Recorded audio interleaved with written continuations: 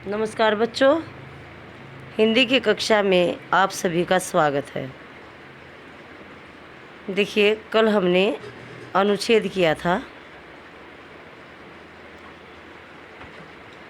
और आज हम पर्यायवाची शब्द करेंगे। 1 से 15 तक पर्यायवाची शब्द करेंगे। और बच्चों, पर्यायवाची शब्द करवाने से पहले मैं आपको बताऊंगी कि पर्यायवाची शब्द क्या होते हैं। ठीक है।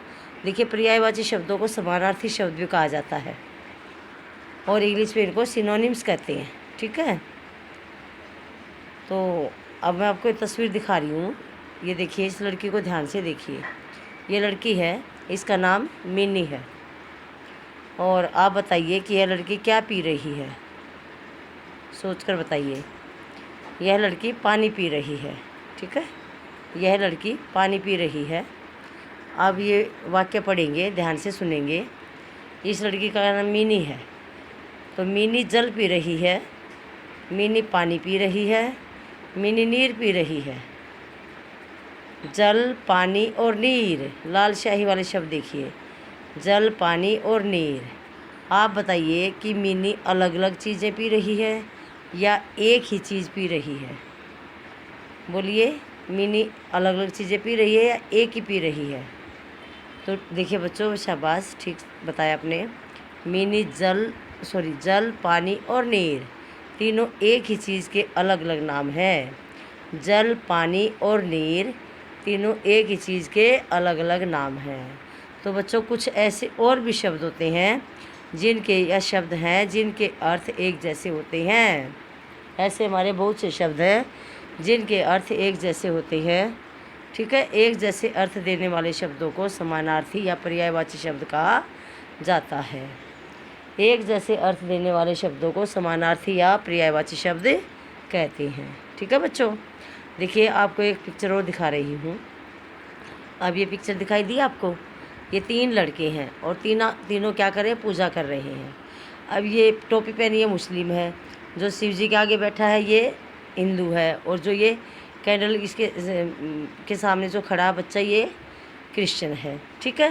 तो हिंदू लोग पूजा मंदिर में करने जाते हैं, मुस्लिम लोग मस्जिद में पूजा करने जाते हैं, और क्रिश्चियन कहाँ पूजा करते हैं, गिरजाघर में। ठीक है। तो बच्चों, ये तीनों दोस्त हैं और इनका एग्ज़ाम है, कल से इनकी परीक्षा है। इमरान, पीटर और दर्शन तीनों मित्र हैं। ठीक है। तो कल इन तीनों की परीक्षा है और रिजवान मंदिर जाकर प्रार्थना करता है, कहता कि अल्लाह मैं परीक्षा में पास हो जाऊं। तो उसने अपने अल्लाह की पूजा करता है, भगवान को वह अल्लाह कहता है, अपने भगवान को। पीटर गिरजाघर जाकर प्रार्थना करता है।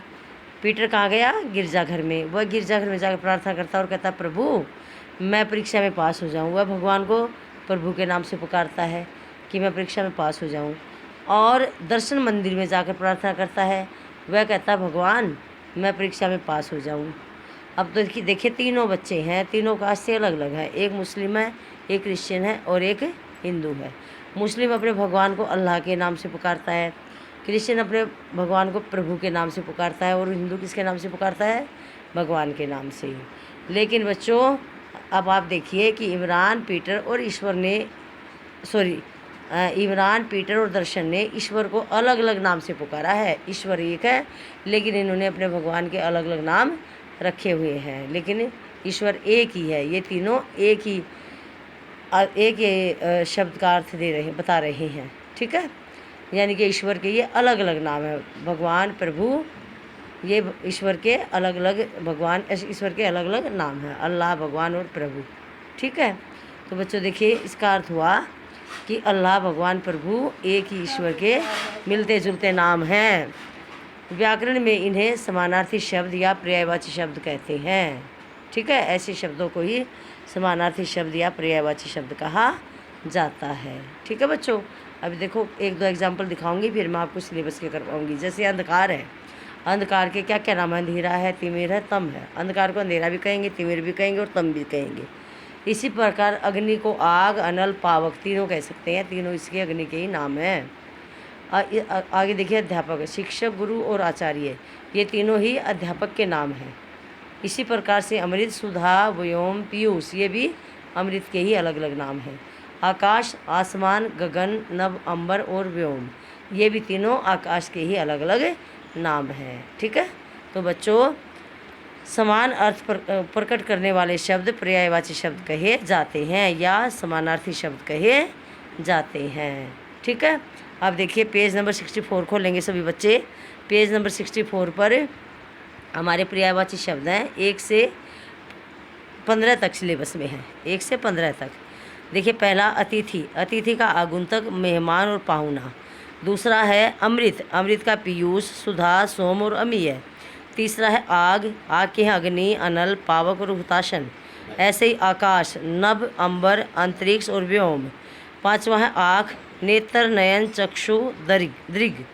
छठा है इंद्र, सुरेश, पुरंदर, वासव और मेघवाहन। सातवां है इच्छा, त्रिच्छा को के नाम है तृष्णा, अभिलाषा, कामना और लिप्सा। इसी प्रकार आठवां कमल है पंकज, जलज, वारिज, अम्बुज। नौवां है कामदेव, कामदेव, मनोज, मदन, रतिपति और अनंग। इसी प्रकार 10वां है खल, खल के धूर्त, कुटिल, दुर्जन और दुष्ट। 11वां है गणेश, विनायक, गणपति, गजानन और एक दंत। ठीक है, 12वां है गंगा, गंगा को गंगा के नाम है भागीरथी, सुरसरिता, देवनदी और त्रिपथगा। ठीक है, और 13वां है घर, गृह, सदन, भवन और निकेतन। 14वां है घोड़ा, अब घोड़े के देखिए अश्व है, तुरंग और घोटक। 15वां है चंद्रमा, चंद्रमा के राकेश, शशि, रजनीश और मयंक, ये इनके अलग अलग नाम हैं। ठीक है बच्चों, तो देखिए ये थे हमारे समानार्थी शब्द 1 से 15 तक, और सभी बच्चों ने इनको अपनी हिंदी 2 नोटबुक में लिखना है। ठीक है, मैं आपको एक PDF में भेज रही हूँ, सुंदर सुंदर हैंड राइटिंग में लिखेंगे। तो आज इतना ही काम करेंगे। धन्यवाद, शुभ दिन।